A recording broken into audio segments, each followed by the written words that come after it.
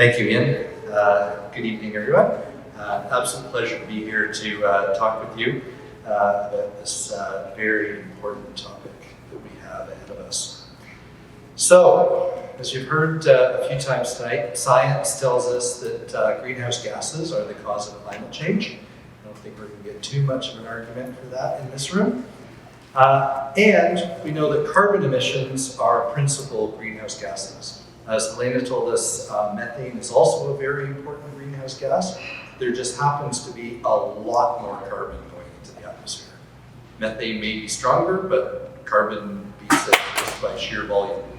Also, the construction industry, my world, and Jennifer's world, yay us, the construction industry is responsible for enormous amounts of carbon being put into the atmosphere. Thus, it is my statement, as Ian pointed out, that we must cut carbon out of construction right now. There is no plan B. There is no planet B. John works at Mars, so he might be able to tell us something about another planet, but that might not be a really viable alternative either. So we don't have a lot of choice in this. We must do this. We must do something.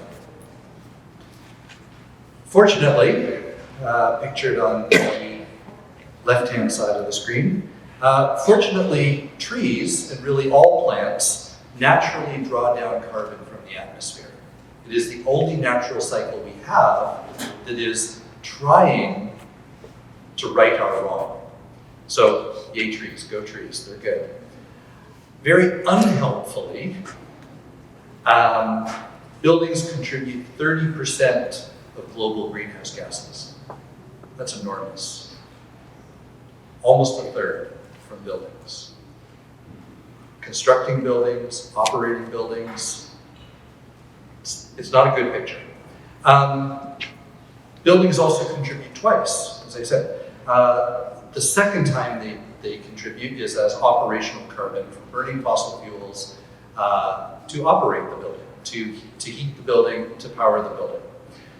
But the first time, and actually kind of the most important time that buildings contribute carbon into the atmosphere is in the construction phase, in the pre-construction phase. The extraction and transportation of materials, the manufacturing of those materials, and the assembly of those materials into a building. That is all what we call embodied carbon.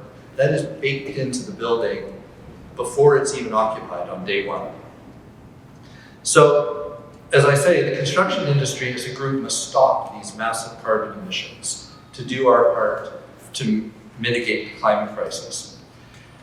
The World Green Building Council says that we must operate at a net zero carbon state by 2050. That's not too far away.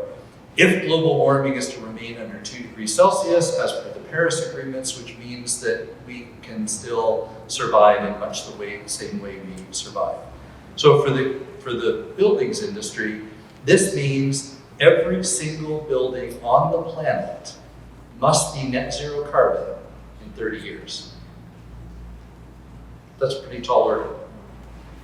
And as Helena also told us, at that same time, we also need to feed 9 billion people.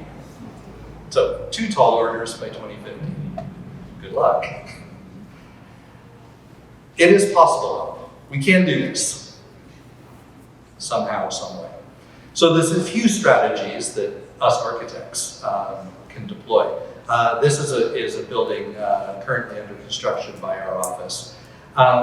One set of strategies is adaptive reuse with deep green energy retrofits. So adaptive reuse takes advantage of the embodied carbon that's already present in an existing building.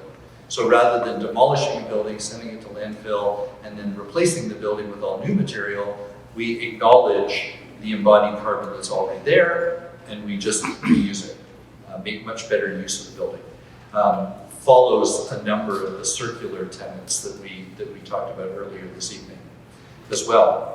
Also, if we decided that we were going to depend on energy efficient new buildings that don't have embodied carbon to get us out of this problem, currently we replace our building stock at a rate of about 2% a year.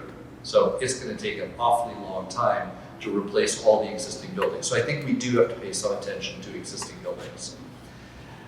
Also with deep green energy retrofits, within existing buildings, that's also really important. In 2017, Transform TO calculated that existing buildings contributed, wait for this number, remember 30% of global greenhouse gas emissions? In the city of Toronto, existing buildings contribute 56% of Toronto's greenhouse gas emissions. We're not doing well. On a global scale, we in Toronto are not doing a good job at all. So this Gal Center that is under construction is an example of our firm's sustainable and adaptive reuse with deep green energy retrofits. And what we're doing here is we're also creating a transitional home for street-involved LGBTQ youth. So there's a very nice social aspect that goes with that as well, because I think that's also important to take care of people while we're at it. Another set of strategies is to build with wood and to electrify everything. When we build with wood, we sequester drawn down carbon into the wood and we reduce the carbon emissions through that. So building with wood is good. It's a little bit better than concrete.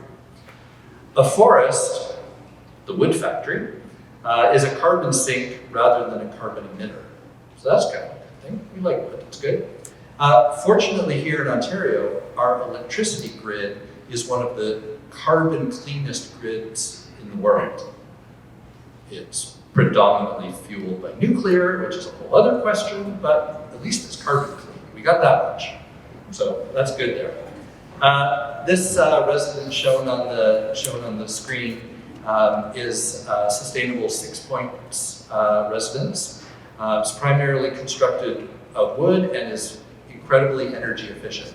It uses 87% less energy than a conventional home of comparable size. And this is all based on building science, much like Jennifer practices. So, yay, building science. Building science can get us incredible results like this.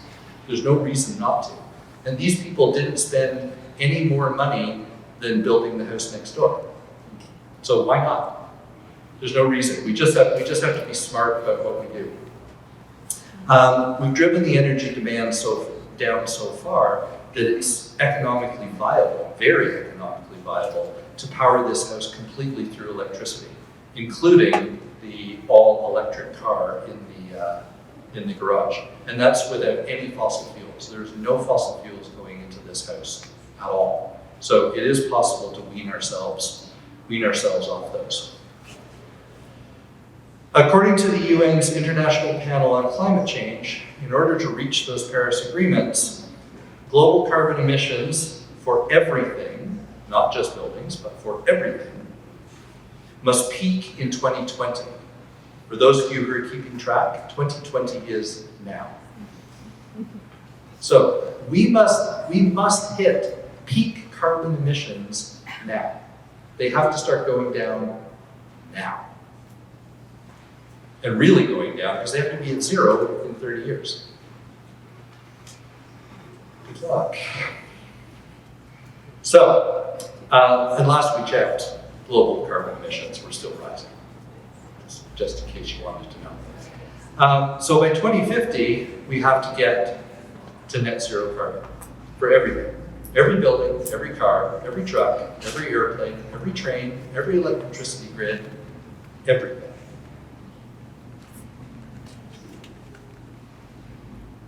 But back to the construction industry.